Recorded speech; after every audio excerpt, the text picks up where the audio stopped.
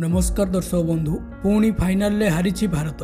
ICC under-19 विश्वकप final ले भारत को हराई चतुर्थ थर पर चैंपियन होइछि ऑस्ट्रेलिया। टीम इंडिया को 79 रन रे परास्त करी ऑस्ट्रेलिया 6 वर्षर पुराना प्रतिशोध नेछि।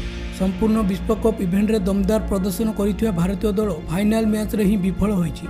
254 रन रो पिछा करी टीम इंडिया मात्र 174 रन रे ऑल आउट होई विश्वकप ट्रॉफी हाथ छड़ा करिछि। तेबे केउ चारोटी बड़ भूल पाई भारत पराजय होइछि जानिया पाई हेले भिडियोटी को शेष पर्यंत देखंतु।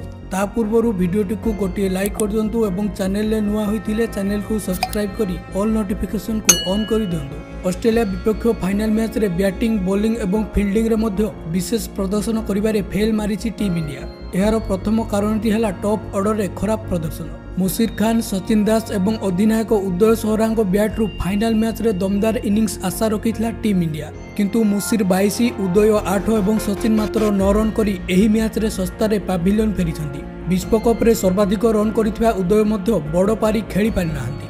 द्वितीय कारणटी हला अर्धशतक रे भागीदार न हेबा। भारतीय इनिंग्स रे कोनोसी खेलाड़ीक मध्य 50 रन रो पार्टनरशिप हेबा मध्य संभव होई पारि नाही। यह मध्य भारत पराजयर एक बड़ कारण होई पारे। मुर्गान, अभिषेक एवं नमन तिवारी मध्य 46 रन रो सर्वश्रेष्ठ भागीदारी होइतिला, किंतु एही समय बेलकु भारत पराजयर द्वार देशरे पहुंची सारिथिला। तृतीय कारणटी हला जादू देखै पारिलेनी स्पिनर्स। अधिनायक उदय निज स्पिनर मानकु सठिक भाବରେ व्यवहार करि पारि नाहंती। मुशीर खान, सौमी पांडे एवं प्रियांशु मेलिया को दल में सामिल करथिले, किंतु कौनसी बॉलर आशानुरूप प्रदर्शन करिबारे सफल होई नाहंती। चतुर्थ कारणटी हला फाइनाल रो चाप नियंत्रण करि पारिलानी टीम इंडिया। भारतीय टीम फाइनाल मैच रो चाप को नियंत्रण करि पारि नाही, तेणु ऑस्ट्रेलिया विपक्ष रे निजकु सरेंडर करिछि टीम इंडिया। एही मैच रे भारतर अधिकांश बैटर 2 अंक छुई न पारि पाभिलियन फेरिछंती, फल पराजय होइछि टीम इंडिया।